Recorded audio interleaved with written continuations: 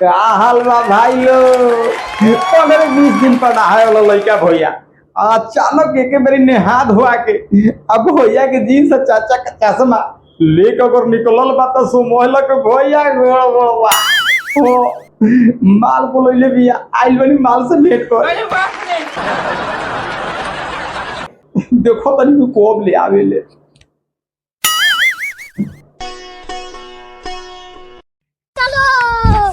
क्या हो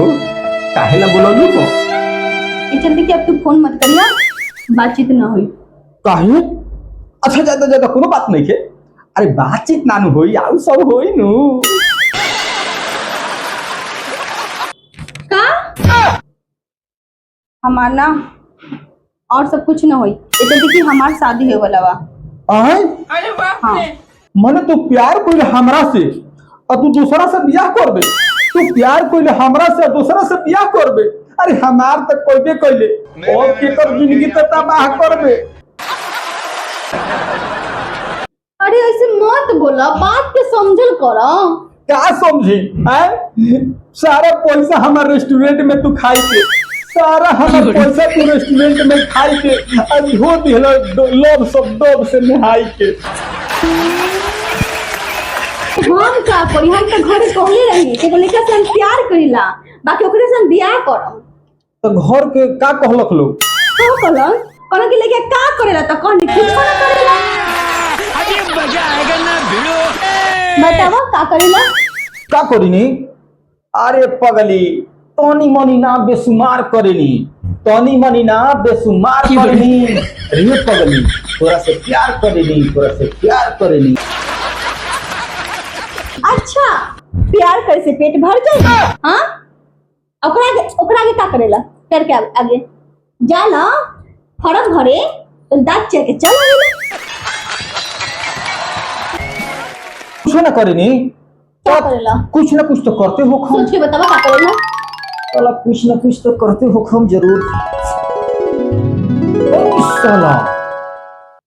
पूरा से प्यार करे के अलावा तो साला हम कुछ हो जिंदगी में कहीं ना कोई नहीं इहे तो हम घर के फैमिली कहत रहे कि तोरा माथा पर लौकता बालू से टोकरे हम भतार के बाद सरकारी तो हम का करी हम का करी अब तू का करबे तोरा तो जवन करे के रहते ते कह देले अरे जो तोरा बाबूए माई के मन से बियाह करे के रहे तो तू अपना मन से प्यार काहे के कह ले आए अते कहत रे के प्यार करे के सिवा कुछ ना कइनी कब करी तोरा से फुर्सत मिली हमरा तब नु आए बाप रे बाप 10 बजे रात से 3 बजे भोर तक ले बाबू सोना जादू टोना करत आदमी दिन में आदमी तो सूती तो रात खानी बतियाई तो कब टाइम मिली कि कुछ पढ़ी या कब करी हैं चला तोरा से फुर्सत मिले तो हमरा कि हम माने कि कुछ करी हम अब का करी अब हम कुछ ना कर सकीले अरे बाप माने एकदम साफ तू हमार प्यार भुलाइए न गइले हैं बताओ एकदम साफ प्यार तू हमार भुला गइले तोरे चलते हम लात जूता खइले रही आई अपन घर की पाड़ी बेच के तोर बर्थडे मनइले रही हम का करी हम तो मजबूर बानी बाकी तूहे बताव तोरा पास में 1 रुपया का आमदनी बाकी तोरा से बियाह करी का हमरा लगा आमदनी नहीं थे हमरा लगा आमदनी बहुत सारा का आमदनी बड़ुए एकदम बुझलनु कि माने जब हम आटा पिसावे जाइला तो उमें जो 10-5 रुपया बचेला सीधे हमारे पॉकेट में जाला हाँ ओकरा बाद शाम खानी जाइला सब्जी लेवे तब सीधे कदम उन्हें 20 से 30 रुपया मार दिला सब हमारे बा और जब पढ़ाई लिखाई के नाम पर लिहिन आउ सब परिवार हो अरे कोल ना बियाह हम बोली हमारे बहुत बड़ी कोल बियाह हमारा से बड़ी एकदम खुश रहबू अरे बुद्धू हवा का हाँ ये आमदनी से रोजी रोटी चली बतावा ना तू तो कब समझ में आया कि तू बेरोजगार होगा हाँ अरे बाप रे का माने बेरोजगार बनी तो का हो गई हैं बेरोजगार के सीना में दिल ना होला अरे हम जानत रही तो हसीना में दिल बा,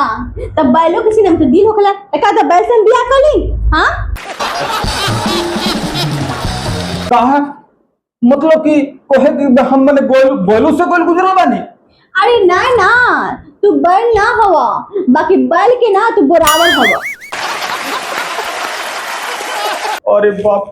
ठीक बा, इतना तो चली ना, हमरा तो बेजाय कोई ना होई। हां अरे टेंशन काहे ले हवा? हां, जाए से पहले तो के पूजवा से सेटिंग करा के जाए। अरे बाप, दया करो तू अपन हयासी कमीना पो, दया करो यासी के अपन कमीना पो, आ हमरा के बुलेट से उतार के चढ़ावो जोनी पलटीना पो। अब तू बतावा हम अब का करी? अरे करही के बा तो कहे के सोचतानी बात बड़ी ढेर दिन से, सोचतानी बात कहे के बड़ी ढेर दिन से, आ जाए से पहले सेटिंग करा दे अपना बहिन से। अरे फिर उहे बतिया हां, बतावा कि जोन काम हमरा से ना भइल वो ऊ काम हम बहिन से होई आए, आ जब जाए के समय जब वो तो दिल तुर के चल जाई तो तू का करबा बतावा? अरे वो अब गलती ना न होई,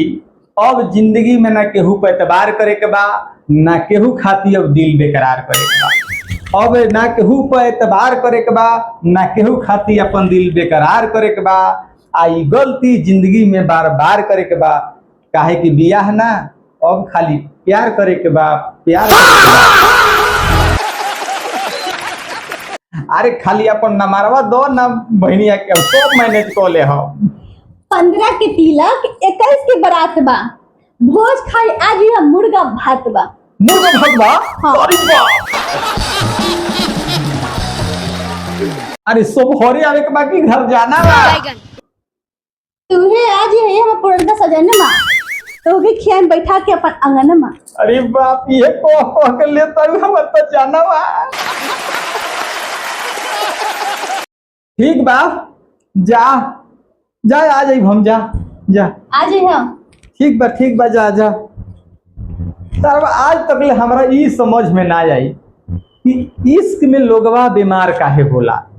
इश्क में लोगवा बीमार काहे होला, आ नौकरी ना होला तो इस तरह प्यार काहे खातिर होला।